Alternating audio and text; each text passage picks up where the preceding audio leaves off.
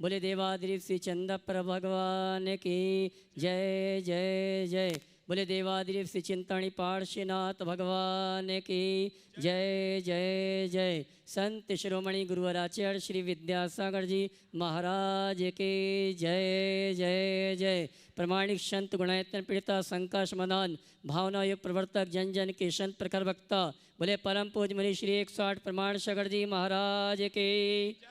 बोले परम पूज्य मुनि श्री निर्वेक सागर जी महाराज के। बोले परम पूज्य मुनिवर श्री शीतल सागर जी महाराज के।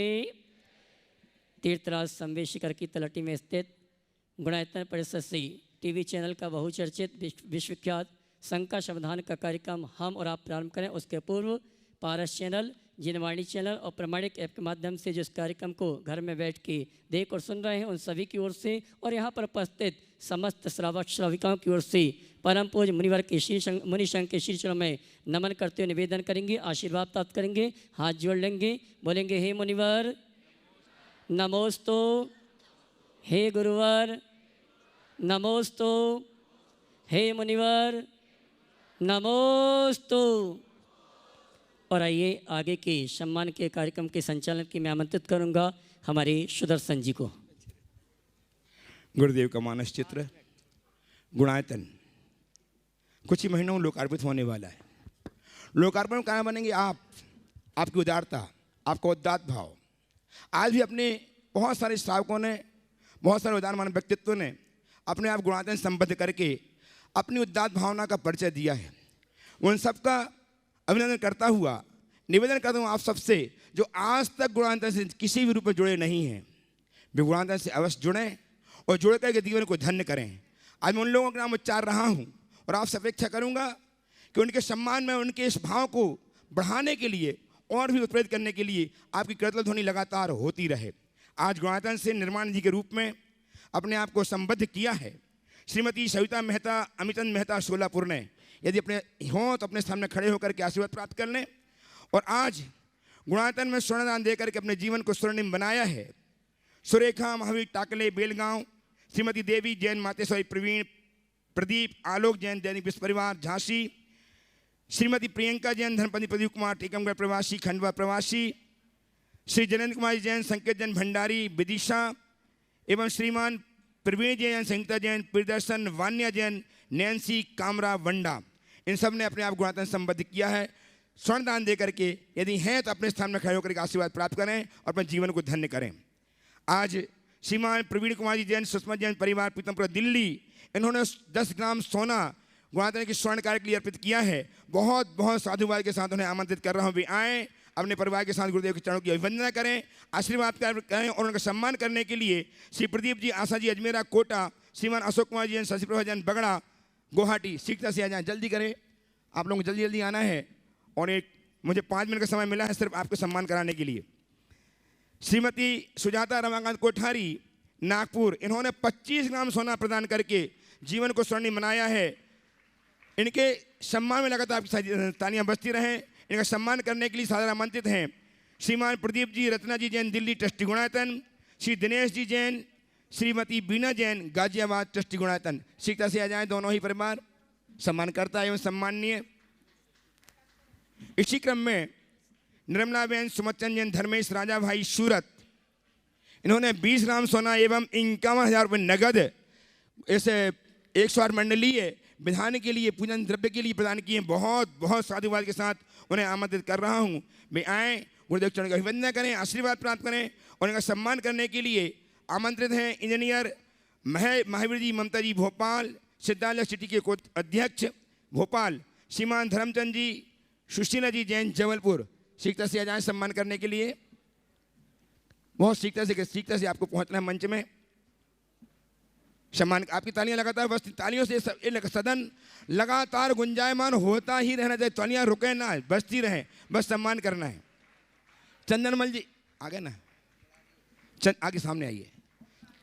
चंदनमल जी, श्रीचंद जी, साहिल जी, सचिन जी, इंदिरा जी, हाँ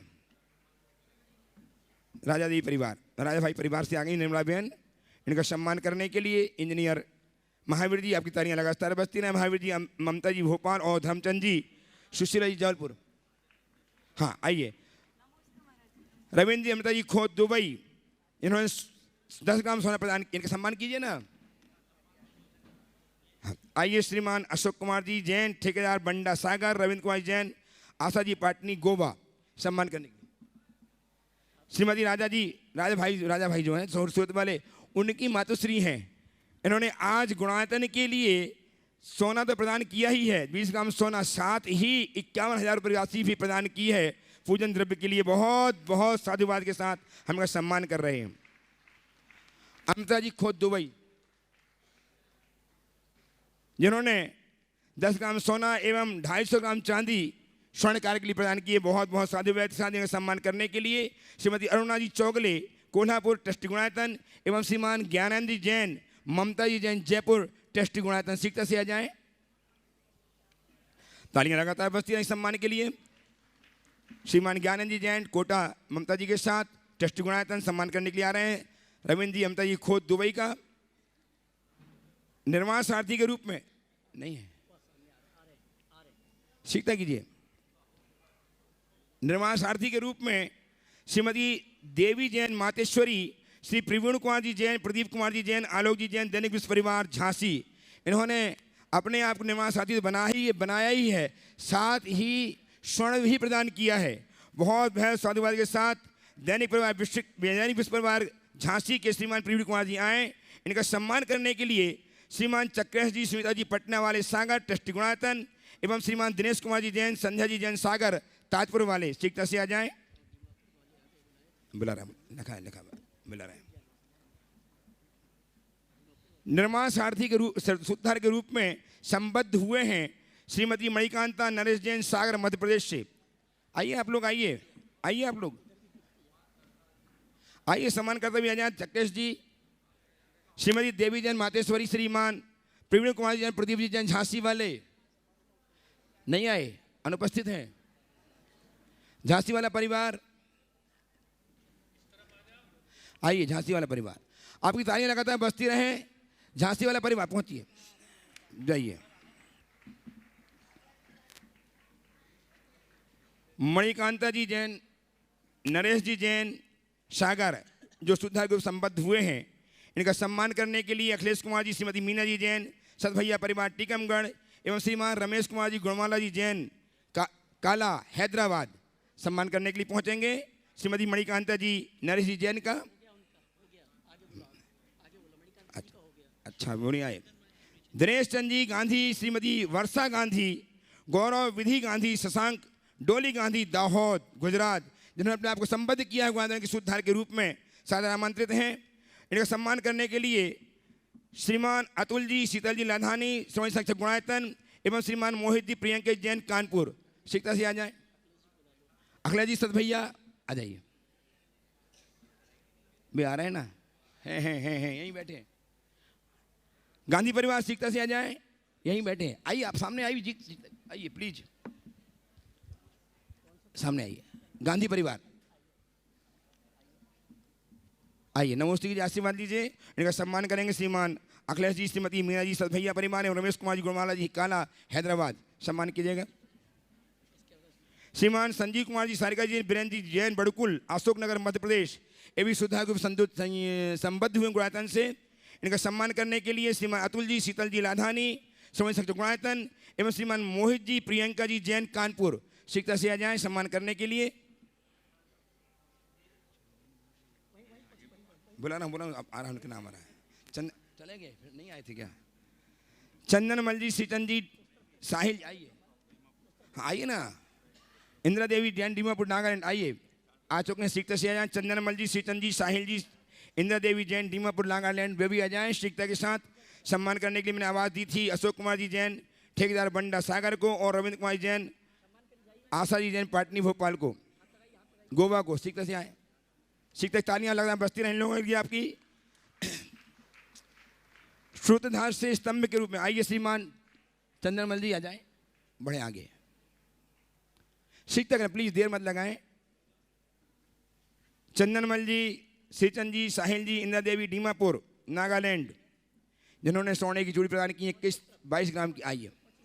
इनका सम्मान कर रहे हैं श्रीमान अशोक कुमार जैन ठेकेदार बंडा, हो गया। श्रीमती पुष्पा जी बनाड़ा आगरा एवं श्रीमान अशोक जी ममता जी सेठी कोलकाता ट्रस्टी गुणायतन सीखता से आया सम्मान करने के लिए। श्रीमान अशोक जी ममता जी सेठी कोलकाता ट्रस्टी गुणायतन एवं श्रीमती पुष्पा जी बनाड़ा आगरा सम्मान करने के लिए सीखता से आए। आपकी तालियां लगातार बजती रहें। और आज स्तंभ के रूप में संबद्ध हुए हैं स्वर्गीय गेंदाबाई बाबूलाल जैन पानवाले की स्मृति में कुमारी पुष्पा जी, कुमारी शशि जी, कल्पना जी, कमल जी, अंगूरी ऋषभ जी, राजकुमार जी, कार्तिक जी, कीर्ति, अमित जी, आदर्श, दर्श जैन, चंद्रशेखर वार्ड, सागर, मध्य प्रदेश। इनका सम्मान करने के लिए साधारण आमंत्रित हैं गुणात्मक श्रोमणी संरक्षक श्रीमान अनंत जी, रेखा जी जैन मैनपुरी और श्रीमती सुशीला जी पाटनी किशनगढ़, दोनों श्रोमणी संरक्षक। इनका सम्मान करने के लिए सीखता से आ जाए। श्रीमती सुशीला जी पाटनी, अशोक कुमार जी पाटनी, मार्गदर्शक गुणायतन, श्रोमणी संरक्षक गुणायतन। आपकी तालियां लगातार बजती रहें दोनों परिवार के लिए, सम्माननीय एवं सम्मानकर्ता के लिए। और आज हम एक ऐसे व्यक्तित्व का सम्मान करने, हो गया आगे बोला दिया, कुमारी पुष्पा जी, कुमारी शशि जी, कल्पना जी, अंगूरी जी, ऋषभ जी, राजकुमारी जी उपस्थित नहीं है क्या? कितना बुलाने के बाद नहीं आया, नहीं है उपस्थित।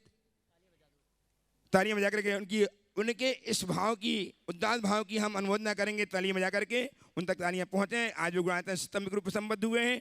और एक ऐसे परिवार को आमंत्रित कर रहा हूं, स्वर्गीय श्रीमान वीर कुमार जी मेहता परिवार कलबुर्गी कर्नाटक, जो गुणायतन श्रोमणी संरक्षक हैं, उनकी मातुश्री यहाँ विराजमान है, उनका पूरा परिवार यहाँ विराजमान है। उस परिवार को सादर आमंत्रित कर रहा हूँ, वे आएँ, गुरुदेव चरण का अभिवंदन करें, आशीर्वाद प्राप्त करें। इनका सम्मान करने के लिए श्रीमती अनंत जी, रेखा जी जैन मैनपुरी एवं श्रीमती सुशीला जी पाटनी गुणायतन श्रोमणी संरक्षक, अशोक जी पाटनी मार्गदर्शक गुणायतन, इनका सम्मान करने के लिए उपस्थित हों, सीखता से आ जाएं। और इनके सम्मान करने के लिए गुणायतन से बोल दिया श्रीमान वीर कुमार जी मेहता परिवार कलबुर्गी से पूरा परिवार उपस्थित है। गुरुदेव चरण अभिवंदन कर रहे हैं, आशीर्वाद प्राप्त करें।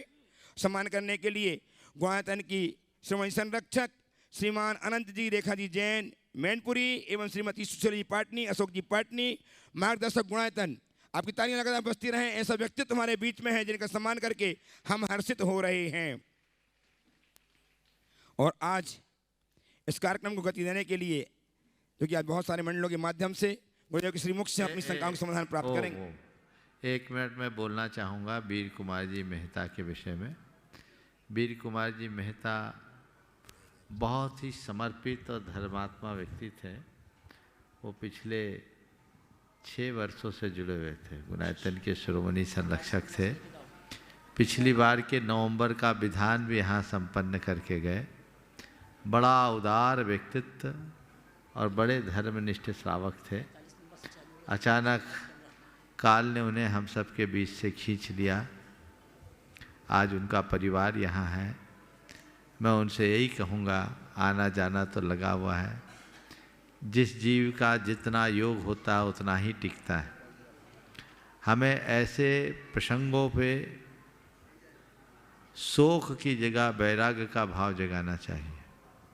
अपनी धर्म निष्ठा को और प्रबल बनाइए और धर्म ध्यान में लगकर आगे चलिए। और एक बात हृदय में धार लीजिए, धर्म ही शरण है। समझ गए? बहुत बहुत आशीर्वाद। और आइए चलते हैं, शंका समाधान का कार्यक्रम प्रारंभ करेंगे।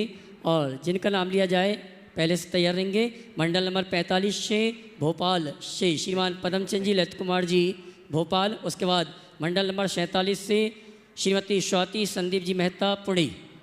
महाराष्ट्र नमोस्तु। 1 मिनट भाई साहब, भैया कैमरामैन इस तरफ पजामे। मंडल नंबर नरेंद्र जी पांड्या डीमापुर।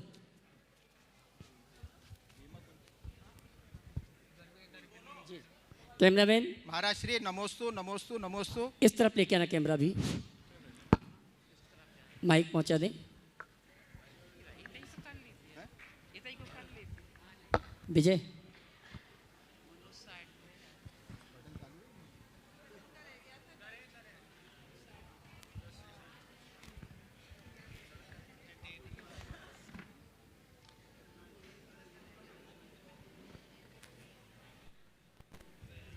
इसके बाद तैयार रहेंगे मंडल नंबर 45 से श्रीमान पदम सिंह जी भोपाल। मैं और मेरे परिवार की तरफ से महाराज श्री नमोस्तु नमोस्तु।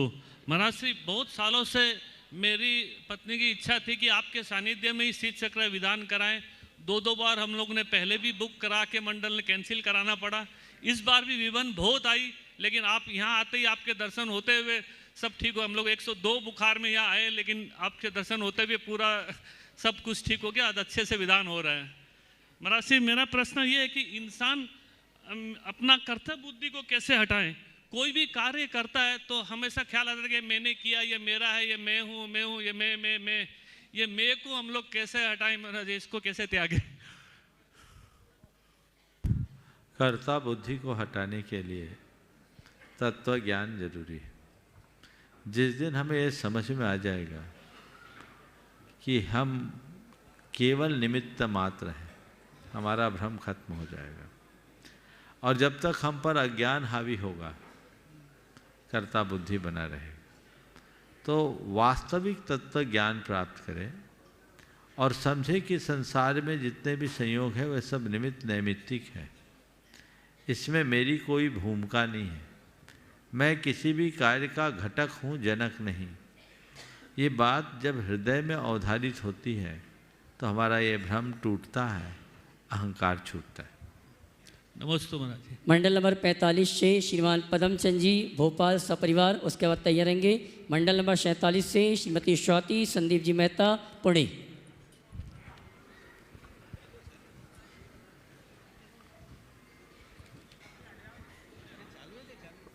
बोले साहब 45 नंबर।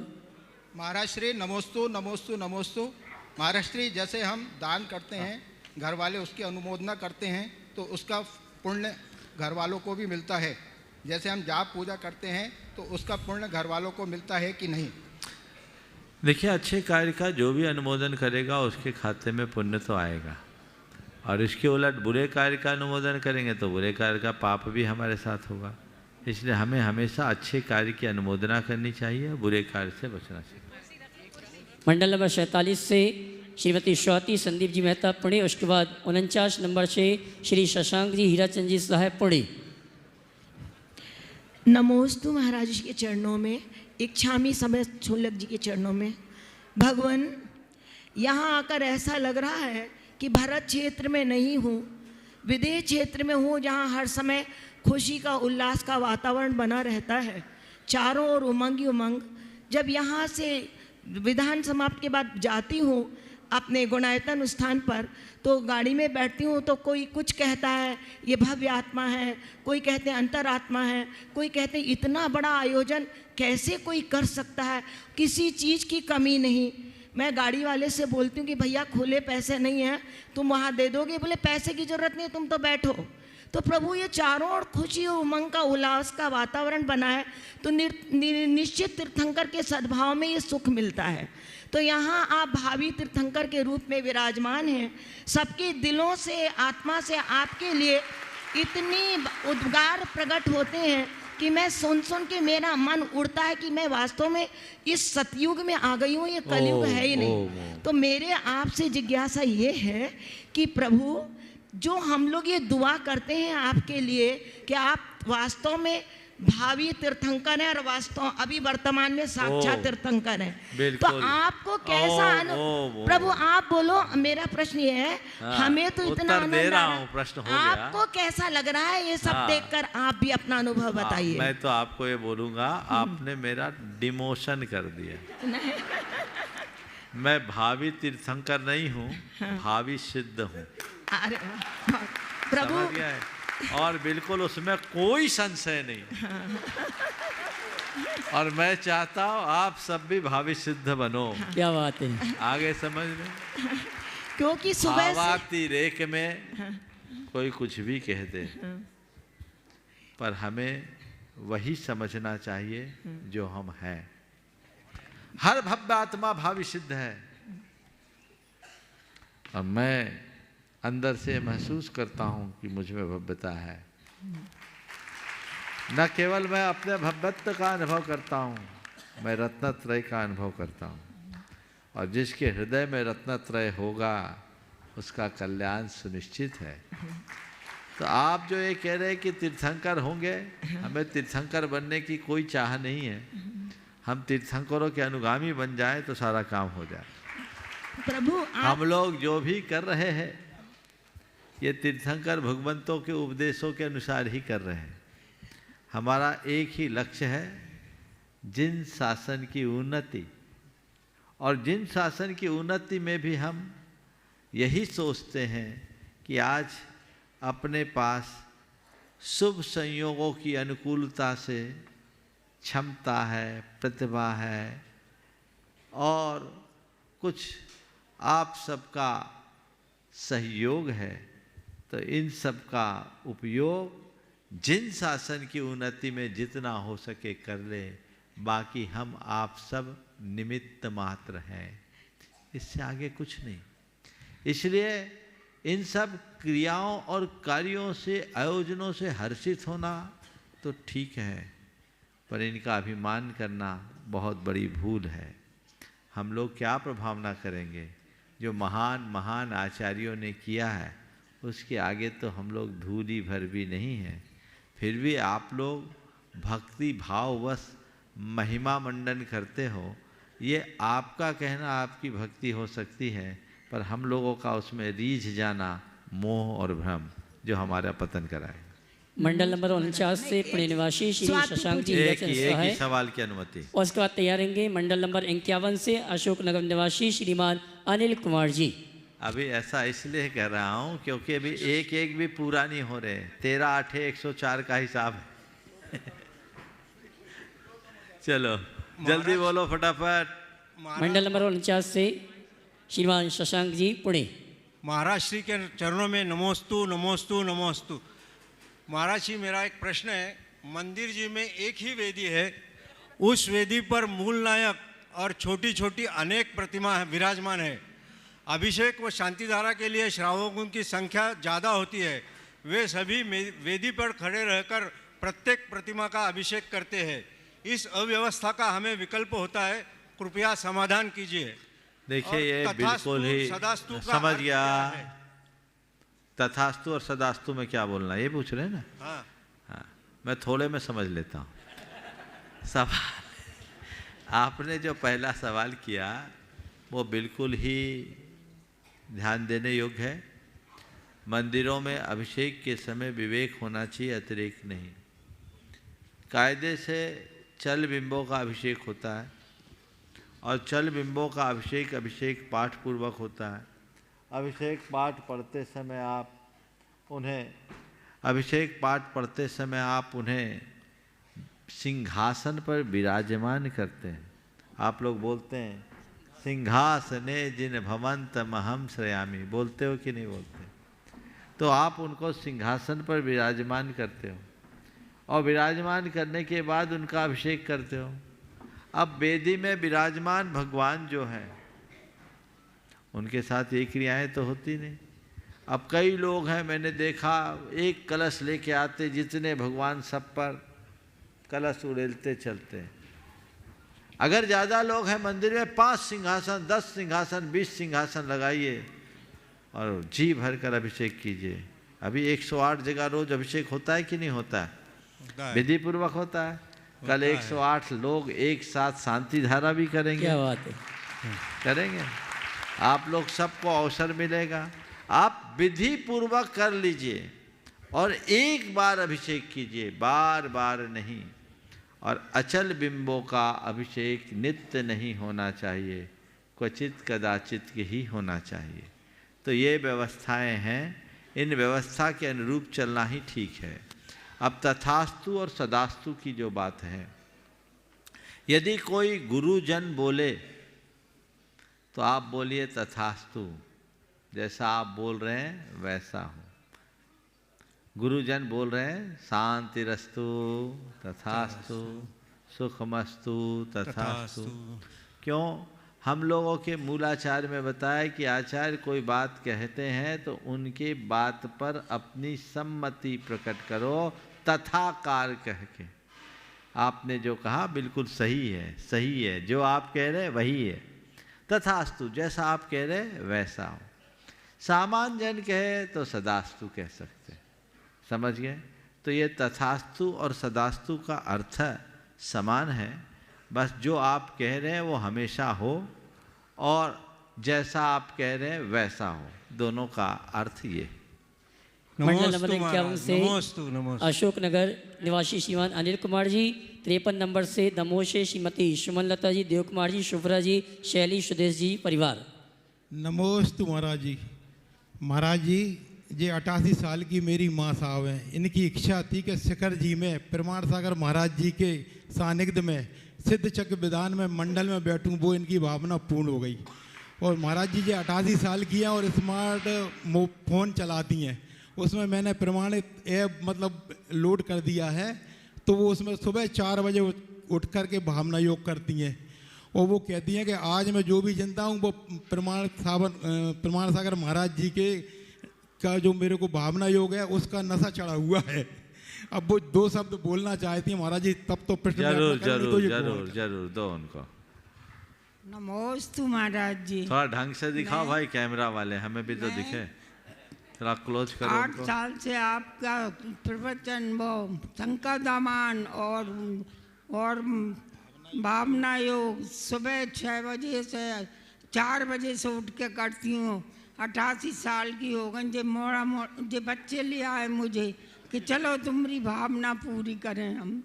बहुत सुंदर, बहुत सुंदर। भगवान मुझे ऐसा आशीर्वाद दे दो कि मैं जब तक मेरी मृत्यु ना आए, जब तक भगवान की भजन पूजन भक्ति करती रहूं। बस बहुत सुंदर, बहुत सुंदर। बस महाराज जी, 7 क्षेत्रों में विदेश क्षेत्र में चतुर्थ काल है, लेकिन बाकी में यदि पंचम काल है तो भरत क्षेत्र में वर्ण व्यवस्था है। और यहाँ हमारी जैन संस्कृति पर ईर्ष्या करने वाले भी हैं, तो क्या भरत क्षेत्र को छोड़कर अन्य क्षेत्रों में भी वर्ण व्यवस्था इसी तरह है, होगी? देखिए, वर्ण व्यवस्था भरत चक्रवर्ती ने प्रवर्तित की। यद्यपि 3 वर्ण अनादि से थे, ब्राह्मण वर्ण की स्थापना भरत चक्रवर्ती ने की और वर्णानुरूप व्यवस्थाएं चलती रही। लेकिन वर्तमान की स्थिति को देखा जाए तो अब तो अपने यहाँ की वर्ण व्यवस्था भी खत्म सी हो गई है, जाति व्यवस्था प्रकट हो गई। देश काल की स्थितियों के अनुरूप परिवर्तन होता रहता है। यह हुंडाव सर्पणी काल की देन मानी जा सकती है ऐसा होने से। और अपने अन्य विदेह आदि क्षेत्रों में वर्ण व्यवस्था सदैव प्रवर्तित रहती है। वहाँ इस तरह की व्यवस्थाएं कभी अव्यवस्थित नहीं होती। काल का प्रभाव भरत क्षेत्र में और भरत क्षेत्र की सीमा से बाहर भारत के अन्य देशों में तो इस तरह की अव्यवस्थाएं है ही, वहाँ इस तरह की कोई व्यवस्था नहीं। नमोस्तु महाराज। मंडल नंबर 53 से दमोह से श्रीमती सुमनलता जी, देव कुमार जी और तैयार रहेंगे। मंडल नंबर 55 से गुवाहाटी निवासी श्री अशोक कुमार जी वगड़ा। परिवार सहित मुनि संघ के चरणों में नमोस्तु एवं इक्षामि। गुरुदेव, जब जिन मूर्त के सामने हम खड़े होते हैं और ये जानते हैं कि हम भगवान बन सकते हैं, तब जो इंसानी सामर्थ्य की अनुभूति होती है वो कहीं और नहीं होती। इसी तरह से धार्मिक या लौकिक क्षेत्र में जो भी लोग सर्वोच्च पद पर पहुंचते हैं, ऐसे बहुत कम लोग होते हैं जिनमें ये भाव हमेशा बना रहता है कि वे महान से महानतम हो सकते हैं, पर उसके साथ ही वे व्यवहार से लघुतम होने की इच्छा रखते हैं। तो ये महानतम और लघुतम होने के जो 2 भाव हैं, ये दोनों एक ही व्यक्ति में एक ही समय में कैसे समन्वयित होते हैं और हम इस गुण को अपने व्यक्तित्व में कैसे ला सकते हैं? नमोस्तु गुरुदेव। बहुत अच्छा सवाल किया है आपने, एक बार इनके सवाल का अभिनंदन। क्षमतावान व्यक्तियों की यही विशेषता होती है। एक पेड़ जितना ऊपर उठता है उसकी जड़ें उतनी ही गहरी होती। इस बात को हमेशा याद रखना चाहिए। आपके सवाल के उत्तर में मैं गुरुदेव का एक दोहा सुनाना चाहूँगा। उन्नत बनने नत बनो, गुरु से लाघव होय, लघु से राघव होय, कर्ण बिना भी धर्म से विजयी पांडव होय। अगर ऊंचा उठना है तो नम्र बनो, लघु से रघु बन जाओ। पांडवों के पास कर्ण नहीं था, पर धर्मराज युधिष्ठिर थे, इसलिए वो विजयी हुए। कहने का तात्पर्य केवल ये है कि व्यक्ति की क्षुद्रता और महानता उसके संकल्पों से जुड़ी होती। सर्व संकल्प वशात भवतिर लघुर भवतिर वा महान। हम अगर लघु होते हैं तो अपने संकल्पों से, और महान बनते हैं तो अपने संकल्पों से। महापुरुषों के जीवन की ये सबसे बड़ी विशेषता होती है कि वे जितने ऊपर उठते हैं उतने ही नम्र होते हैं, और ये नम्रता ही उनकी उन्नति का मूल आधार बनती है। इसलिए अपने जीवन में ऐसी नम्रता को अपना आदर्श बना करके चलना चाहिए। और मेरा अनुभव बताता है ये स्वाभाविक होता है। मेरे संपर्क में ऐसे बहुत सारे लोग हैं जिन्होंने समृद्धि के शिखर को स्पर्श किया है, लेकिन वे आज भी विनम्रता की मूर्ति बन करके जीते हैं। हमें इन बातों को ध्यान में रखकर चलना चाहिए। नमोस्तु गुरुदेव। मंडल नंबर 55 से गुवाहाटी निवासी श्रीमान अशोक कुमार जी वगड़ा और तैयार रहेंगे मिथुल धवल साहेब शोलापुर, मंडल नंबर 57। बोलिए साहब। नमोस्तु महाराज श्री, नमोस्तु महाराज श्री, नमोस्तु महाराज श्री। शुल्लक जी के चरणों में इच्छा में मैं मिथुन धवल शाह सोलापुर से, मंडल नंबर 57। लगभग 8 सालों से प्रयत्न कर रहा था महाराज जी, इच्छा थी आपके दर्शन पाने की, और मेरे अहोभाग्य खुले जब शिखर जी में सिद्ध चक्र महामंडल विधान होना था, और आपके आशीर्वाद से अभी कर रहा हूँ। बहुत आनंद आ रहा है, बहुत अच्छी व्यवस्था है। आयोजकों को धन्यवाद देना चाहता हूँ। मेरी 2 साल की बेटी भी मंगल भावना करती है, नित्य मंगल भावना करती है।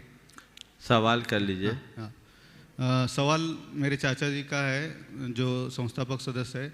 दरअसल 2-3 दिन से उनके दाई हाथ फड़क रही है, और सपने में मूर्ति का गिरना आ गया, तो इसका क्या फल है? सपने में क्या आ गया? मूर्ति गिर गई। मूर्ति गिर गई, खंडित भी हुई क्या? नहीं, खंडित नहीं, गिर गई। बोले ये तो सपने की बातें। हाँ। और दाहिनी हाथ अगर किसी पुरुष की फड़की है तो बुरा नहीं, अच्छा ही है। अच्छा ही। हालांकि आँख वाँख तो फड़कते रहते, इनके चक्कर में मत पड़ो। उनसे बोलो कि अगर मूर्ति गिरी है तो अपने हाथों से एक शांति धारा कर लो, जो भी कुछ अशुभ अमंगल होगा वो दूर हो जाए। मिथुन जी धवल साहब, ऐसे किसी भी प्रकार की चिंता की बात नहीं है। हमारे शास्त्रों में ऐसा बताया है, जब कभी कोई दुस्वप्न आए तो दुस्वप्नों के आने पर प्रायः नींद टूटती है, और जैसे नींद खुले उठ करके आप एक कायोत्सर्ग कर लीजिए और अपनी निंदा ग्रह कर लीजिए, दुस्वप्न टल जाएगा, उसका फल मिथ्या हो जाएगा। तो दुस्वप्न आने पर कायोत्सर्ग का विधान है। सपने तो आते रहते हैं, और ज़्यादातर सपने मिथ्या होते हैं, सपनों का कोई अर्थ नहीं होता, वो सपने तो सपने होते हैं। तो उन सपनों में अगर आए भी तो उन सपनों को लेकर ज़्यादा चिंतित ना हो और कायोत्सर्ग कर ले, और फिर विशेष हो तो ज्ञानियों से मार्गदर्शन लेकर उसका समाधान करें। मंडल नंबर 57 से मिथुन जी धवल साहेब शोलापुर। उसके बाद तैयार रहेंगे श्रीमती संरक्षक श्रीमती साधना सुहास मेहता कलबुर्गी, मंडल नंबर 59। नमोस्तु महाराज जी। मेरा प्रश्न ये है कि अभी हर धार्मिक कार्य में महिलाएं आगे रहती है। आज यहाँ विधान में भी बहुत सारी महिलाएं ही है, लेकिन महिलाओं को अभिषेक करने का, मूर्ति को छूने का, आपकी सेवा करने का मौका क्यों नहीं मिलता? बहुत अच्छा सवाल है। देखो, सबसे पहला सवाल तो धार्मिक कार्यों में महिलाएं आगे क्यों होती है? क्योंकि धर्म की भावना, धर्म एक भावना है, और महिलाओं में भावनाओं की प्रबलता होती है, इसलिए धार्मिक कार्यों में महिलाओं की सहभागिता होती है। और महिलाएं धार्मिक क्रियाओं में बढ़ चढ़ कर के हिस्सा लेती है। तीर्थंकरों के समोसरण में भी मुनियों से 3 गुनी आरिका और श्रावकों से 3 गुनी श्राविकाएँ होती। तो ये तो है, हालांकि यहाँ रेशियो थोड़ा कम दिख रहा है लेकिन फिर भी ये महिलाओं की बहुलता होती है। आपने पूछा अभिषेक और सेवा करने का अवसर उन्हें क्यों नहीं दिया जाता? अरे भाई, अभिषेक करेगी तभी उसका धर्म होगा, ऐसा थोड़ी है। सब क्रियाएं सबको नहीं किया जाता। और कुछ क्रियाएं ऐसी हैं जो पुरुषों से नहीं कराई जाती। बोलो, जब भगवान का गर्भ कल्याणक होता है उस समय की क्रियाएं कौन करती? महिलाएं करती कि पुरुष? हाँ, भगवान को वस्त्राभूषण पहनाना होता है, कौन करता है? पुरुष की महिला? तो वहाँ नहीं बोलते कि इसमें पुरुषों को क्यों नहीं दिया। और भगवान को सबसे पहले लेने गर्भगृह में कौन जाता? इंद्र की उसकी सची? बोलो, तो कहाँ तुम्हारे साथ पक्षपात है? सची जाती है ना। तो ये सौभाग्य किसको है? अरे भगवान को जन्म देने का अधिकार तुम्हें मिला है। तो यदि कतिपय धार्मिक क्रियाओं में किसी को आगे पीछे किया जाए तो बुरा नहीं है। और सेवा हाथ पैर दबाने का नाम ही सेवा नहीं है। सबसे बड़ी सेवा तो निरंतर आहार कराने का। वो कौन कराता है? बोलो, अगर महिलाओं का सपोर्ट नहीं हो तो कुछ होगा। इसलिए महिलाएं सब जगह अग्रणी हैं, अपनी अपनी भूमिकाओं के अनुरूप सारा कार्य होता है। तो अभिषेक आदि की जो क्रियाएं हैं वो एक मर्यादा है, समझ गए? स्त्री पुरुष की एक मर्यादा होती, उस मर्यादा के अनुरूप सारे कार्य होते हैं। इनमें ज़्यादा दिमाग लगाना उचित नहीं। मंडल नंबर 61 से श्रीमान राजेश कुमार जी जबलपुर, उसके बाद तैयार रहेंगे। हाँ, नमस्ते महाराज जी। हम गुलबर्गा की सभी महिला मंडल की तरफ से गुरुवार आपको शत शत वंदन। हर रोज भैया जी जो 81 प्रकार के मंत्रोच्चार मंडल शुद्धि के लिए करते हैं, तो उन मंत्रों का महत्व क्या है और क्या प्रभाव पड़ता है, कृपया समाधान। भैया जी रोज सुबह से शुद्धि करते, इसलिए दिन भर सिद्धि रहती। आगे समझ में? यहाँ पर आप लोग दिन भर में अनेक तरह के लोग आते हैं। मंडप में शुद्धि बहुत जरूरी है। धार्मिक आयोजनों में शुद्धि का विशेष ध्यान रखा जाता है। और जब शुद्धि होती है तभी यहाँ की सारी मांत्रिक और तांत्रिक क्रियाओं का प्रभाव होता है। अगर अशुद्धि हो जाए तो बहुत सारी विसंगतियाँ हो जाती हैं। आप लोगों को तो केवल यहाँ आकर कपड़े तैयार होकर द्रव्य लेकर पूजा करना होता है, लेकिन इस प्रकार की क्रियाओं को निर्बाध रूप से संपन्न करने में बहुत सारे प्रयत्न करने होते हैं। रोज़ जो 84 मंत्रों से शुद्धि की प्रक्रिया, 81 मंत्रों से शुद्धि की प्रक्रिया, वो उसी का हिस्सा है। कई विधान करने वाले एक दिन कर देते हैं और छोड़ देते हैं, लेकिन हमारे यहाँ हमेशा रोज़ होता है। और रोज़ इसलिए होता है कि पंडाल पूरी तरह से रिफ्रेश हो, इसमें किसी प्रकार की कोई कमी न रहे। और आप लोगों को भी शुद्धि का पूर्ण ख्याल रखना चाहिए। जहाँ विशेष मंत्रों की आराधना होती है वहाँ तो शुद्धि और पवित्रता का पूरा ध्यान रखना ही चाहिए, अन्यथा कई बार विपरीत प्रभाव भी पड़ जाता है। मंडल नंबर 61 से श्रीमान राजेश कुमार जी जबलपुर, और तैयार रहेंगे मंडल नंबर 63 से श्रीमती कामनी रत्नाकर जैन सपरिवार जलगांव। नमोस्तु महाराज श्री, नमोस्तु महाराज श्री, नमोस्तु महाराज श्री। पूरे मंडल की तरफ से आपको नमोस्तु। हे महाराज जी, पूज्य गुरुदेव द्वारा रचित हाइकू है, एक से नहीं एकता से काम लो, काम कम हो। महाराज जी, हम जॉइंट फैमिली में रहते हैं, तो इस हाइकू को हम अपने जीवन में कैसे सार्थक करें? बिल्कुल, गुरुदेव के संदेश को हर व्यक्ति को रटा दो। एक से नहीं, एकता से काम लो, काम कम हो। गुरुदेव ने बहुत बड़ी बात कही।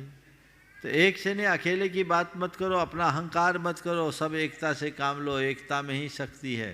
जहाँ एकता जगी वहाँ एक ताजगी, एकता में ताजगी है।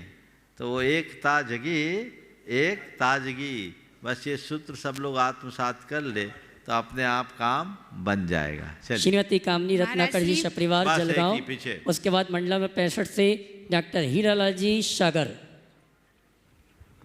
65 तक ही है ना। मैं रत्नाकर जैन जलगांव। हाँ बोलो। मैं रत्नाकर जैन जलगांव महाराष्ट्र से, मेरे परिवार के ओर से गुरुदेव के चरणों में नमोस्तु नमोस्तु, कोटि कोटि नमोस्तु। इच्छामि इच्छामि इच्छामि। गुरुदेव, मेरी जिज्ञासा यह है कि जो समाज 14 होते हैं, फिर से बोलिए। जो समाज 14 होते हैं तो उसमें 2 से 7 तक 1 या 2 इंद्रिय कम होने से वह अपर्याप्त कहे जाते हैं, लेकिन 1 इंद्रिय अपर्याप्त कैसे हो सकता है? और भविष्य वालों के पास जो तोते होते हैं उनको अंक और अक्षरों का ज्ञान कैसे होता है, कृपया समाधान कीजिए। भविष्य काल में क्या बोला? भविष्यकारों के पास जो तोते होते हैं। तोते? हाँ, तोता होता है पंचेंद्रिय। हाँ, पंच, उनको अंक और अक्षरों का ज्ञान कैसे होता है? अंक और अक्षरों का ज्ञान कैसे? भविष्यत काल से तोता का क्या संबंध हुआ? अच्छा, भविष्य बताने वाला जो तोता होता। अरे बाबा, हम सोचे ये भविष्यत काल क्या, तालमेल को समझ में नहीं आ रहा।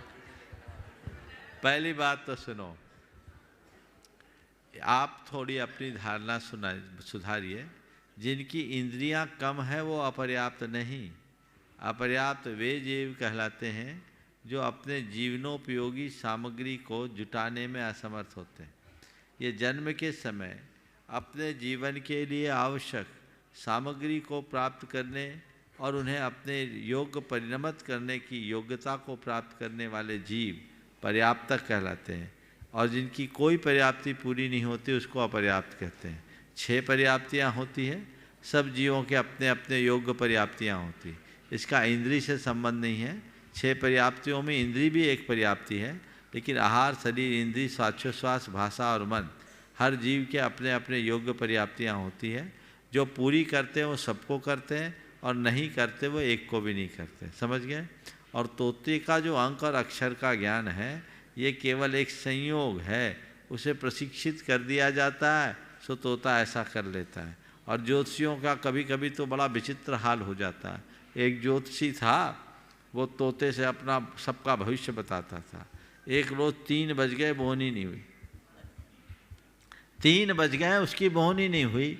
उसने सोचा आज मैं अपना ही भविष्य जान लूँ, और अपना भविष्य जानने के लिए उसने तोते को निकाला पिंजरा से।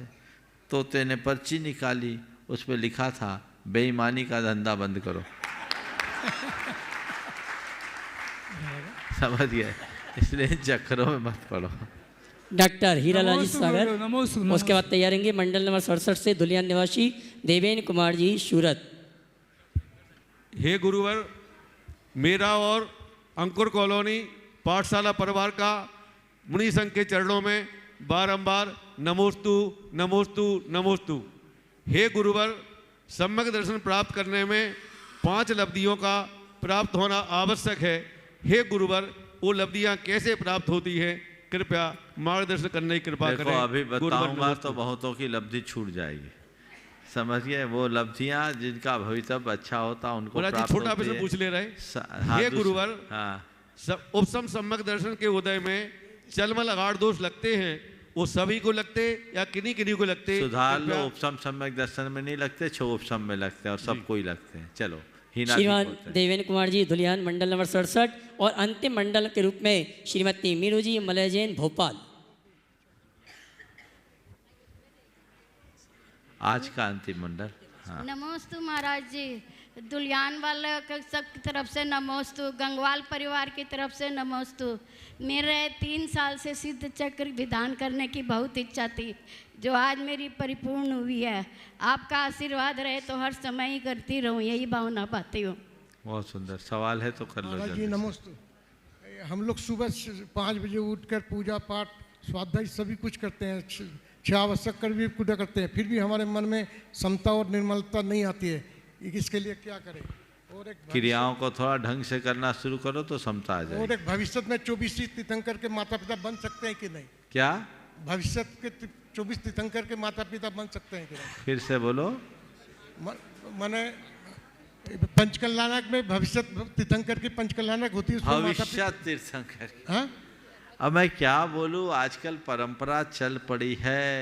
कायदे से जो शास्त्र का विधान है वो हमारे 24 तीर्थंकर ही विधि नायक बनने के योग्य होते हैं, और विधि नायक की प्रतिष्ठा से ही अन्य प्रतिष्ठा होनी चाहिए। जो विधि नायक है उनके ही माता पिता बने। भविष्य के तीर्थंकर का विधि नायक तो बनाया नहीं जा सकता। भविष्य के तीर्थंकर को मंदिर में भले रख लो, पर उनका मंदिर नहीं बनाया जाता। मंदिर तो 24 तीर्थंकरों का ही होना चाहिए। अब आजकल कुछ लोग करने लगे हैं, अब 72 माता पिता बना दो तो त्रिकाल 24 के लिए 72 हो जाए। ये सब बातें थोड़ी हजम सी नहीं होती। माता पिता तो माता पिता होते हैं, केवल नाम पूरा करने के लिए और दाम सीधा करने के लिए इस तरह का काम करना उचित सा प्रतीत नहीं होता। श्रीमती मीनू जी मलेजे, भोपाल, मंडल नंबर 69। नमोस्तु आचार्य, संत शिरोमणि आचार्य गुरुदेव विद्यासागर जी के चरणों मेरा सत सत नमोस्तु नमोस्तु। मंडल नंबर 69, श्रीमान मलय जी। अतिक्रमण ठीक नहीं है। मलय भैया, मलय नहीं है, हाँ भोपाल है। श्रीमान मलय जी नहीं, श्रीमान है बोलो जी। आचार्य श्री का मेरे प्रति जो भाव प्रकट रहते हैं, मेरी श्रद्धा। जिनको बोल रहे हैं उनको दीजिए ना। श्रीमान मलय जी नहीं है। डी के जैन साहब, बिलासपुर, मंडल नंबर 69 से, शायद वो भी नहीं है। चलते हैं और आइए चलते हैं। हमारे बीच में हमारे समाज का वो गौरव यहाँ पर उपस्थित है जिसने आचार्य श्री के आशीर्वाद से अपना पूरा जीवन व्रतों के पालन में तो लगाया है, लेकिन गौ सेवा में जिन्होंने अपना जीवन समर्पित किया है, मैं चाहूँगा सबसे पहले जोरदार तालियों से उनका सम्मान करें। हमारे बीच में ब्रह्मचारी सुजीत भैया जी उपस्थित हैं। मैं सम्मान सहित आमंत्रित करूँगा। वे आए परम पूज मुनिवर के श्री चरण में नमन करते हुए गुरुवंदना का सौभाग्य प्राप्त करें। आइए साहब, आइए गुरुवर का आशीर्वाद प्राप्त करें और इनके सम्मान के लिए आवाज दूंगा।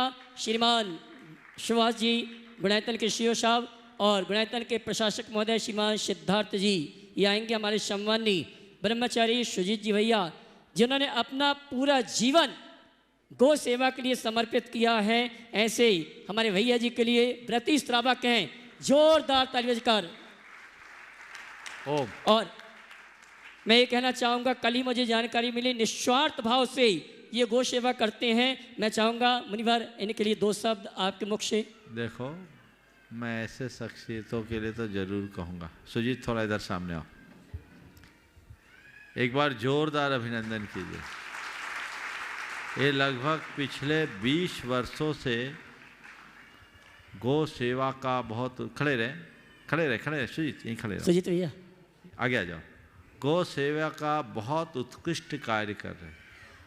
अलग अलग गौशालाओं में जाकर घायल, पीड़ित, बीमार गोवंश की खुद पूर्ण चिकित्सा, यहाँ तक कि ऑपरेशन तक कर देते। एक ही काम, न खाने की चिंता, न पीने की चिंता। कल भी यहाँ आए तो उपवास पूर्वक आए। बहुत बड़ा त्याग है इनका। और हर गाँव, जहाँ जहाँ गौशाला है वहाँ इनने कार्यकर्ताओं को तैयार कर दिया और एक पाई की अपेक्षा नहीं, लेना भी नहीं। ऐसे शख्सियतों का तो अभिनंदन करना ही चाहिए। इनका ऐसे लोगों से प्रेरणा भी लेना चाहिए। ब्रह्मचारी होकर मुनि भले नहीं बने, लेकिन इनने जो मार्ग अंगीकार किया वो अभिनंदनीय है। इसी के साथ चूँकि अमित को भी मैं आप लोगों के बीच खड़ा करना चाहूँगा। अमित आ जाओ। अमित भैया सुबह उनका यद्यपि सत्कार हो गया, लेकिन एक बार आप लोग करतल ध्वनि अमित भाई के लिए भी जरूर दें। आगे आ जाओ, सामने आ जाओ, सामने साथ में आ जाओ। एक बार पुनः इनका भी सम्मान करो, अमित का भी। ये अमित भाई जो अपना पूरा जीवन गुरु चरणों में समर्पित किया है और हथकरघा के कार्यक्रम को ऊंचाई तक पहुंचाने में बहुत बड़ा योगदान दिया है। ये मैं आप सबको इसलिए इन सब का परिचय करा रहा हूँ। ये कोई गांव के गैर पढ़े लिखे छोरे नहीं हैं, ये IITN हैं। दिल्ली से IIT किया और डिलाइट कंपनी में अमेरिका में इन्होंने 1.5 करोड़ के पैकेज के साथ 5 साल नौकरी की। उस सर्विस को लात मार करके यहाँ आए हैं। ये अपने आप में एक बहुत अनुकरणीय उदाहरण है। ऐसा अमित ही नहीं, ऐसे अनेक भाई और अनेक बहनें इस मिशन में आगे बढ़ रहे हैं। यह इनका त्याग है, यह इनका समर्पण है कि ये गुरुदेव के विजन और मिशन को पूरा करने के लिए अपना जीवन होम रहे हैं। कोई करोड़ों का दान दे सकता है, लेकिन अपने जीवन को अर्पित करने वाला कोई बिरला ही होता है। इसलिए मैं इन्हें पुनः आज इसलिए खड़ा किया, कर दीजिए सुभा जी, इनको और इनके सम्मान के लिए मैं इनके लिए मैंने इसलिए खड़ा किया ताकि आप लोगों को परिचय हो और आपका नज़रिया ठीक हो। प्राय एक नकारात्मक सोच लोगों की बैठी होती है कि धार्मिक सामाजिक संस्थाओं में वे ही लोग आगे आते हैं जिनके पास कोई काम नहीं होता अथवा जिनका अपना कोई निहित स्वार्थ होता। ऐसा बिल्कुल नहीं है। आज भी ऐसे कार्यकर्ताओं की कमी नहीं है जो निस्वार्थ भाव से खुद को खपा करके अच्छा कार्य करते हैं। तो हमें ऐसे लोगों का हार्दिक सत्कार करना चाहिए। हाँ। व्रती परिवार के गौरव भैया अमित जी के सम्मान के लिए सुभाष जी और मोहित भैया कत्था वाला परिवार आ जावे हमारे सम्मानी। मैं चाहूँगा एक बार जोरदार तालियां करके सम्मान करें, तालियां बजती रहनी चाहिए। मोहित भैया आ जाएं और आइए इसी क्रम में खन्ना पंजाब में एसपी IPS ऑफिसर प्रज्ञा जी, उनके माता पिता भाई और परिवारजन यहाँ पर उपस्थित हैं। मैं सम्मान से आमंत्रित करूँगा। परम पूज्य मुनिवर के श्री चरण में नमन करते हुए आशीर्वाद प्राप्त करें और इनके सम्मान के लिए आवाज़ दूंगा हमारे गुणायतन के कार्याध्यक्ष श्रीमान NC जैन साहब और कोषाध्यक्ष श्रीमान NL साहब, और साथ में कपूर जी कोटा आएंगे हमारे सम्मानी प्रज्ञा जी, उनके माता पिता भाई और परिवारजन यहाँ पर उपस्थित हैं। उनका सम्मान करने के लिए गुणायतन परिवार से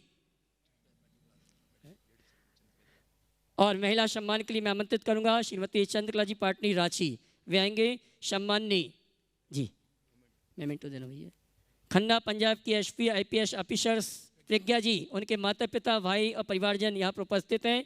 मैं चाहूँगा ऐसे जैन समाज के गौरव परिवार के लिए आप जोरदार तालियां बजाकर का सम्मान करें। श्रीमान NC जैन साहब, कपूर जी, NL जैन साहब, श्रीमती चंद्रकला जी पाटनी हमारे सम्मानी प्रज्ञा जी परिवार के माता पिता का सम्मान कर रहे हैं। और आइए चलते हैं संघ का समाधान के कार्यक्रम को हम अपने एक बार प्रारंभ करते हैं। अगली शंका लेकर आ रहे हैं हमारे श्रीमान आदर्श जी अमरपाटन, और उसके बाद तैयार होंगी श्रीमती सुशीला पाटनी किशनगढ़, मंजुला जी सेठी हजारीबाग के साथ।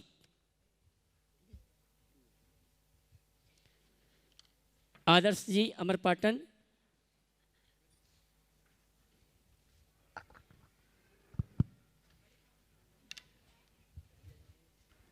ओम। आदर्श भाई। नमोस्तु महाराज श्री, इच्छामि सुलभ जी।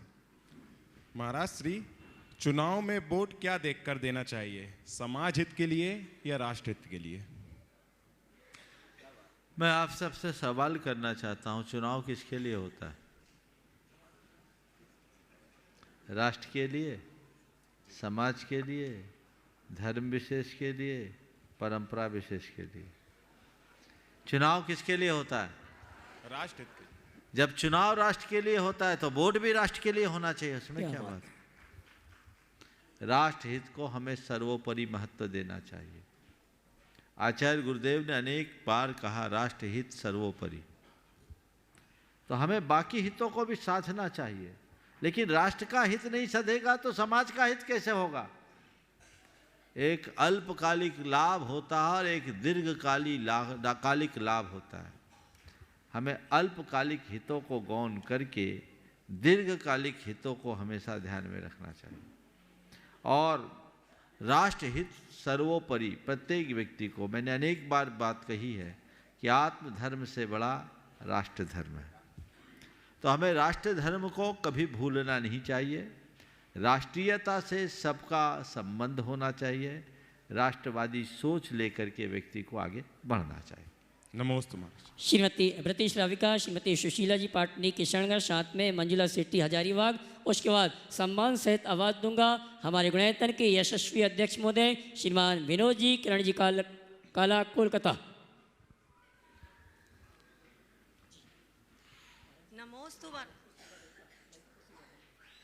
नमोस्तु महाराज श्री, नमोस्तु नमोस्तु नमोस्तु। मेरा प्रश्न है महाराज श्री, जैन दर्शन के अनुसार चमत्कार को नमस्कार नहीं है, फिर इतने अतिशय क्षेत्र है, इनका महत्व इतना क्यों है? देखो, अतिशय क्षेत्र का महत्व नहीं है, महत्व भक्ति का और भक्तों का है। भगवान के तो सब जगह 34 अतिशय सो हो गए। अब जिनके प्रति हमारा रुझान ज़्यादा वहाँ चमत्कार दिखने लगता है, जहाँ रुझान कम वहाँ चमत्कार कम। सच्चे अर्थों में भगवान तो भगवान हैं। अब हम एक संयोग मान ले कि कोई क्षेत्र ज़्यादा महिमा मंडित हो जाते हैं, कोई कम, पर ये देखना कि यहाँ भगवान का प्रभाव कम है, यहाँ भगवान का प्रभाव अधिक, तो मेरी दृष्टि से तुमने भगवान के दर्शन ही नहीं किए, तुमने मूर्ति के दर्शन किए। क्योंकि मूर्ति का प्रभाव ही ना अधिक हो सकता है, भगवान का प्रभाव तो समान होगा। तो हम गए किसके लिए? भगवान के दर्शन के लिए या मूर्ति के दर्शन के लिए? हमें ये लक्ष्य रखना चाहिए। इसलिए हर तीर्थ, हर क्षेत्र में हमारे लिए दर्शन, पूजन, बंदन, भक्ति का भाव रखना चाहिए। ये बात हो सकता है कि कई जगह हमारा मन विशेष लगता है, कई जगह कम लगता है। जहाँ विशेष लगता है, जहाँ से विशेष लगाव होता है, वहाँ ज़्यादा जाने में कोई बाधा नहीं है। लेकिन यहाँ अतिशय कम है, यहाँ अतिशय ज़्यादा है, इसमें सोच थोड़ी सी हल्की दिखती है। हमें भगवान को देखना चाहिए, और जब हम भगवान को देखेंगे तो ये बात कभी खड़ी ही नहीं होगी। श्रीमती सुशीला जी पाटनी किशनगढ़, उसके बाद श्रीमान विनोद जी, किरण जी काला, कोलकाता। महाराज श्री जी, मेरी शंका है कि अभी पंडाल में जैसे अपने प्रोग्राम सो पूजा विधान सब होते हैं, शाम को हम लोग भक्तामर जी भी करते हैं और भैया जी का प्रवचन भी होता है, लेकिन लोग पूजा में झूमते हैं, भक्तामर जी में झूमते हैं, और जब प्रवचन का नंबर आता है तो सब भाग जाते हैं। तो महाराज जी ऐसा क्यों मन नहीं लगता खाली झूमने में, भक्ति में?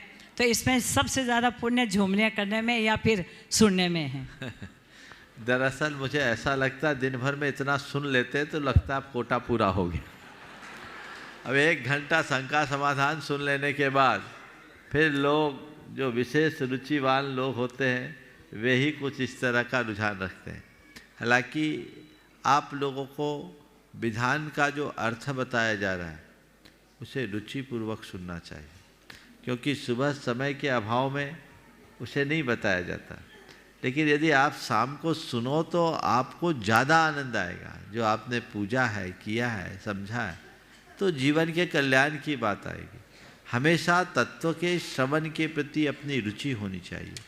हमारे श्रावक में एक गुण बताया है, वह है श्रवण रुचि।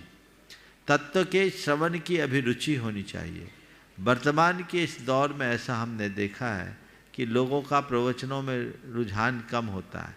भगवान की पूजा करते हुए कहते हैं शास्त्राभ्यासो जिनपतिनुति संगति सर्वदा रे, शास्त्रों का हो पठन सुखदा, और वहीं शास्त्र प्रवचन चल रहा, हाथ जोड़ के चल दिए।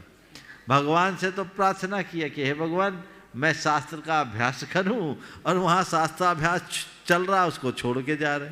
तो ये कहीं न कहीं हमारे दोहरेपन को प्रकट करता है। अपनी रुचि जगानी चाहिए। हालांकि शिखर जी में लोगों का एक चार्म और होता है, वो ये है कि शाम को थोड़ा समय मिलता है तो अन्य मंदिरों के दर्शन कर लें।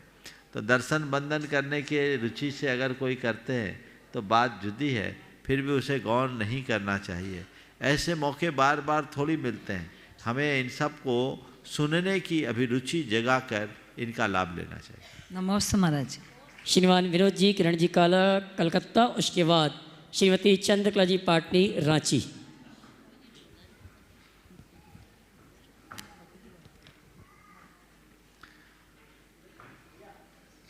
नमोस्तु गुरुवर। ओ नमोस्तु गुरुवर। पद, प्रतिष्ठा और पैसा, ओ पद, प्रतिष्ठा और पैसा आज के युग की एक ऐसी कमजोरी या ज़रूरत है कि उसे से इंसान की पहचान या जो भी अपने मन में समझो मानते हैं कि इसी से होती है। पर जो सच्चे अर्थों में एक समर्पित, एक गुणी, एक अच्छा इंसान होता है, या मृदु होता है या नम्र होता है, अगर उसके पास वो आंतरिक गुण उसके बहुत हैं, पर अगर वो इस क्षेत्र में आगे न बढ़ा हुआ हो तो क्या वो इंसान सही इंसान नहीं हो सकता है? वो तो और अच्छा होता है मेरी समझ से।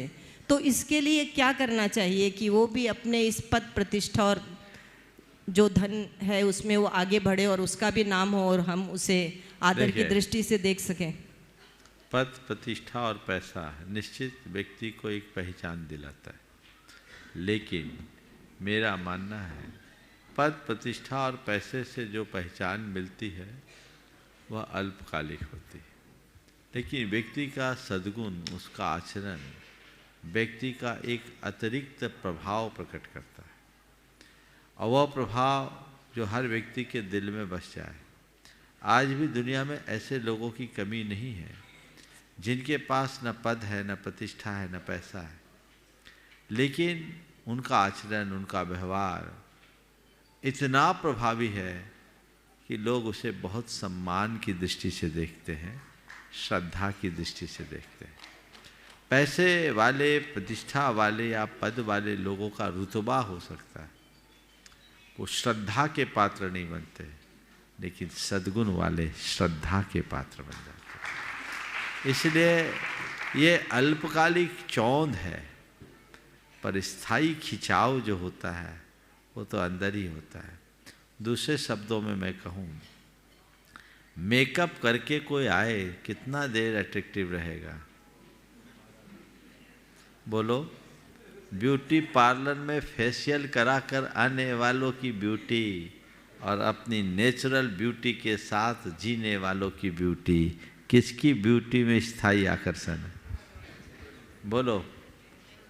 हाँ, नेचुरल। हाँ, जो नेचुरल होती है वही तो बस आपने जिनका उल्लेख किया वो सब ब्यूटी पार्लर से फेशियल कराने वाले जैसे लायक लोग हैं, और जो सद्गुणों से भरे हैं वे अपने स्वाभाविक सौंदर्य को विकसित करने वाले लोग हैं, उनको ऐसे ही देखना चाहिए। महाराज श्री, पर उन गुणों को पहचानने वालों की नज़र भी तो वैसी ही होनी चाहिए। नहीं तो जिनके अंदर गुण होते हैं वही गुणों को पहचान पाते हैं, जिनके अंदर गुण नहीं हो नहीं पहचान पाते। नमस्ते। और एक बात और है, हीरे को पहचानने वाले बिरले ही होते हैं, पर एक भी हो वो निहाल हो जाता है। बिल्कुल सही कहा महाराज श्री आपने। नमस्ते महाराज। विनोद जी, मैं ऊपर चढ़ जाऊँ मैं? हाँ कर ले। 2 मिनट का समय है आपके लिए। भाई कम है। बोले संत शिरोमणि आचार्य श्री विद्यासागर जी महाराज की। आवाज में दम नहीं है, दम नहीं है, दम नहीं है। बोलिए आचार्य श्री विद्यासागर जी महाराज की। परम पूज्य मुनि श्री प्रमाण सागर जी महाराज की। परम पूज्य मुनि श्री निर्वेक सागर जी महाराज की। परम पूज्य मुनि श्री शीतल सागर जी महाराज की। समस्त आचार्य संघ की। आप ये सोच रहे होंगे कि ये आदमी आता है और रोज जयकारा लगाता है, कोई कारण तो होगा क्यों ये जयकारा लगाता है, बेकार में टाइम बर्बाद करता है। सोचते होंगे, कई कई के मन में ख्याल आता होगा, पर ये वाणी मैं बताना चाहता हूँ असली बात क्या है।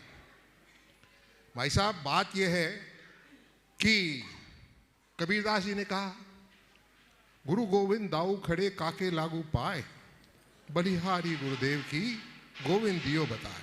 ये तो कबीरदास जी ने कहा। अपने हिंदू धर्म में क्या लिखा? गुरु ब्रह्म, गुरु विष्णु, गुरु देवो महेश्वरा, गुरु साक्षात परम ब्रह्म, तस्मै श्री गुरुवे नमः। और शंका समाधान के पहले आपने क्या देखा? गुरु भक्ति महाराज श्री के द्वारा हो रही थी ना। तो गुरु ही सर्वे सर्वा, और गुरु का जयकारा लेने से जोश खरोश सब कुछ आ जाता है। मेरे तो आ जाता है, आपके आता है कि नहीं आता मेरे को पता नहीं। आता है आपके? अरे बोलो ना हाँ। तो भाई साहब ऐसा है, मैं आपसे ये कहना चाहता हूं, जुड़िए और जोड़िए। क्यों जुड़िए? जुड़िए क्योंकि गुरु के शरणों में आप आ रहे हो। ऐसे गुरु जो कि गुरु नहीं, आगम ही आगम भरा पड़ा है।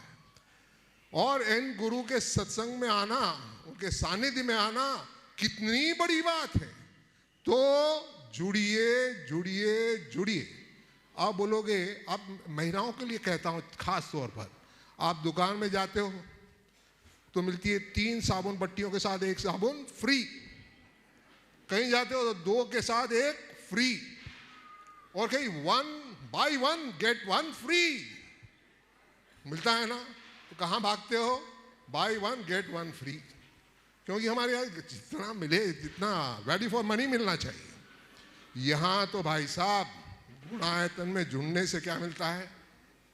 वन में वन फ्री नहीं, वन में अनंत फ्री, अनंत फ्री। मैं तो गिन ही नहीं सकता कितने फ्री है, कितने फ्री है मैं गिन ही नहीं पाता हूं। क्यों गिन नहीं पाता हूं? अरे इधर खड़ी रहो ना साथ में, तो साथ में ना देखो बल आता है। पास में खड़ी, पास में आ जाओ ना। हाँ वाहन। तो मैं क्या कह रहा था, देखिए महिला शक्ति कितनी तगड़ी होती है।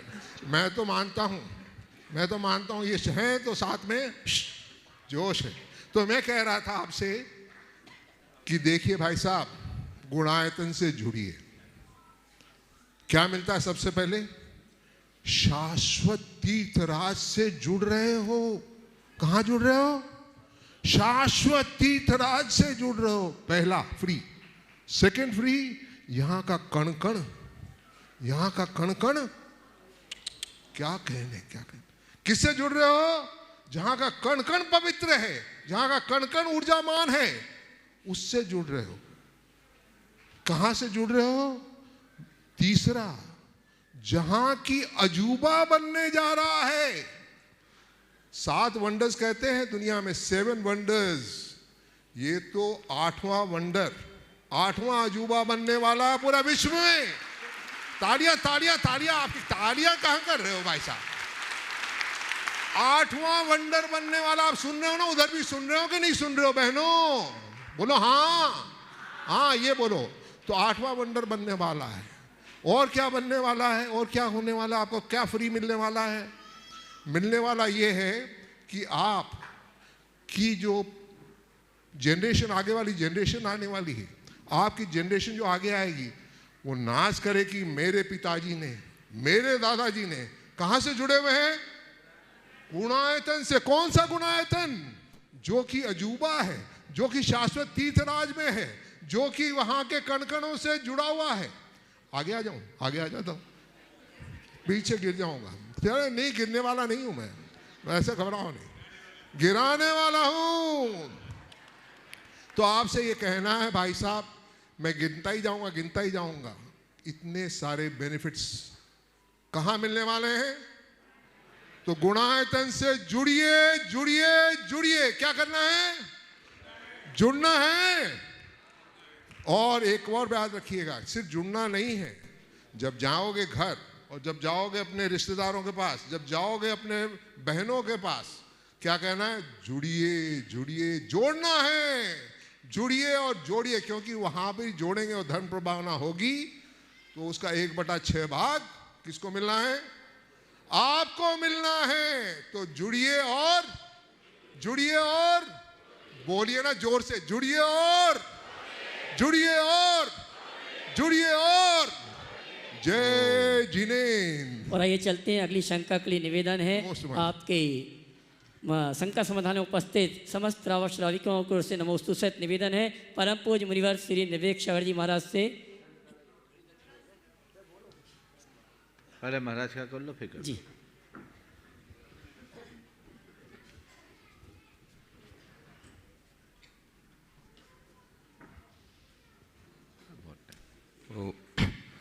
मुनिश्री को नमोस्तु करते हुए, एक कहावत है, घर का भेदी लंका ढाए। ये कहावत आप सबको पता है, रावण का सगा भाई विभीषण, और जब विपरीत परिस्थिति बनी तो विभीषण ने रावण को छोड़ करके राम का पक्ष ले लिया। प्रश्न ये लगता है कि विभीषण ने जो राम का पक्ष लिया वो गलत तो था नहीं, सही था, अथवा ऐन वक्त पे उसने अपने भाई को धोखा दिया, ये गलत था कि ये भी उसकी दृष्टिकोण में सही है? वास्तव में विभीषण की दशा क्या है? यद्यपि वे मुनि बन करके मोक्ष गए हैं, किंतु ये जो उन्होंने भाई को छोड़ के विपक्ष का सहारा दिया, क्या वास्तव में यह नीति न्याय के अनुसार है अथवा इसके पीछे कोई रहस्य छुपा है? कृपया बताकर। बहुत अच्छा सवाल पूछा है महाराज जी ने। विभीषण को लोग घर का भेदी कहते हैं, लेकिन मेरी नज़र में विभीषण घर का भेदी नहीं। विभीषण ने जो कुछ भी किया बहुत उत्तम कार्य किया। विभीषण ने धर्म का साथ दिया, और धर्म का साथ दिया तो पहले अपना भ्रातृधर्म निभाया। भ्रातृधर्म निभाते हुए अपने भाई को खूब समझाया, लेकिन भाई अपने अभिमान में मग्न था, मत्त था। तो विभीषण ने सोचा कि भाई अगर अधर्म के साथ रहेंगे तो सत्यानाश होगा, हमें धर्म का साथ देना है, इसलिए राम के पास जाना है।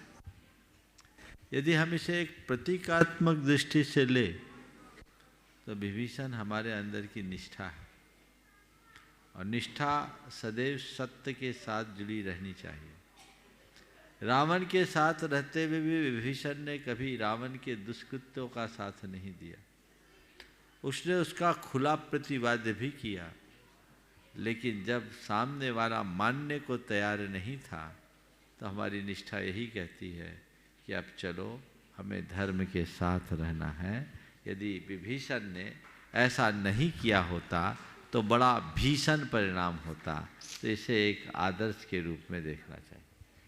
गुणायतन मंत्री श्रीमती चंद्रकला जी पाटनी रांची, उसके बाद श्री प्रमाण सागर सेवा दल से नयन जैन ललितपुर अपने सभी साथियों के साथ।